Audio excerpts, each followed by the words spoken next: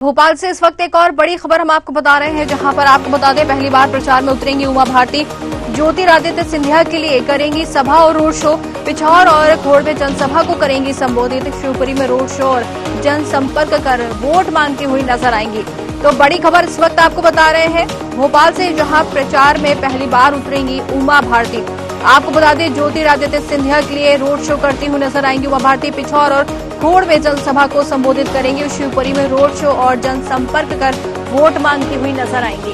तो बड़ी खबर इस वक्त आपको बता रहे हैं भोपाल से, जहां आपको बता दें यहां पर पहली बार प्रचार में उतरेंगी उमा भारती। ज्योतिरादित्य सिंधिया के लिए सभा और रोड शो करती हुई नजर आएंगी।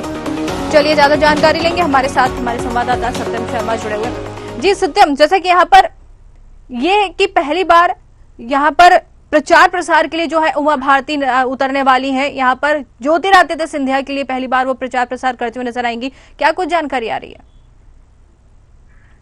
2003 में जब कांग्रेस की सत्ता छूटी थी तो मेन जो इसमें कंटेंट थे और मेन जो मुख्य वजह बताई जा रही है जो वो उमा भारती की जो प्रचंड लहर आई थी उमा भारती की वजह से, और अटल बिहारी वाजपेयी की जो केंद्र सरकार चल रही थी उसकी वजह से आई थी, ऐसा लोगों का कहना है और ऐसा माना भी जाता है। तो उमा भारती ने कांग्रेस को तोड़ते हुए 2003 में जो है बीजेपी की सरकार बनाई थी और उसके बाद से लगातार वो कुछ दिनों तक एक्टिव रही। बीच में बीजेपी को भी छोड़ा और बाद में उन्होंने ये भी अपना बयान दिया था कि बीजेपी को उन्होंने नहीं छोड़ा, बीजेपी ने उनको छोड़ा था। ये सब बयानबाजी के बीच वो सुर्खियों में बनी रही। अब एक बार फिर से वो चुनावी मैदान में, हालांकि उन्होंने कहा था कि मैं गंगा किनारे जाकर गंगा नदी की गंगा माँ की सेवा करूंगी, लेकिन अब चुनावी प्रचार प्रसार में वो उतर चुकी। पहली बार 2024 लोकसभा चुनाव में चुनावी मैदान में होगी और ज्योतिरादित्य सिंधिया के पक्ष में वोट मांगती हुई नजर आएंगी। पिछोर में उनकी एक जनसभा होगी, जनसभा को संबोधित करते हुए नजर आएंगी और खोड़ा में भी एक जनसभा को संबोधित करते हुए वो नजर आएंगी। अब देखिए जो पिछोर विधानसभा है वहां भी अच्छे खासे वोटर्स होते हैं। जो उमा भारती है और फायर ब्रांड नेता है, फायर ब्रांड बीजेपी की नेता रही है, लेकिन लोकसभा चुनाव में, विधानसभा चुनाव में भी कम यूज किया गया था उमा भारती का और लोकसभा चुनाव में भी कम यूज किया गया। वजह कई हालांकि रहती है, लेकिन जिस तरह से अब लोकसभा चुनाव में उतर रही तो कहीं ना कहीं जो लोधी वोटर्स हैं, जो उमा भारती के समर्थक हैं, उनमें उत्साह है और ज्योतिरादित्य सिंधिया के पक्ष में जब वोट मांगती हुई नजर आएंगी तो इससे जो गुना संसदीय सीट है वहां पर कहीं ना कहीं बीजेपी को बड़ा फायदा मिलता हुआ दिखाई देगा। हालांकि अगर बयानबाजी गलत होगी तो उसमें भी गड़बड़ हो जाती है, लेकिन जो है जिस तरह से जो उमा भारती का चुनावी प्रचार प्रसार रहता है, उनके समर्थक है, उनके लोग हैं, कहीं ना कहीं बड़ी संख्या में जो उमा भारती को लोग समर्थन करते हैं, उनको चाहते हैं, क्योंकि पूर्व में सीएम भी रह चुकी हैं, ऐसे में केंद्रीय मंत्री भी रह चुकी है, तो उनके बड़ी संख्या में समर्थक हैं।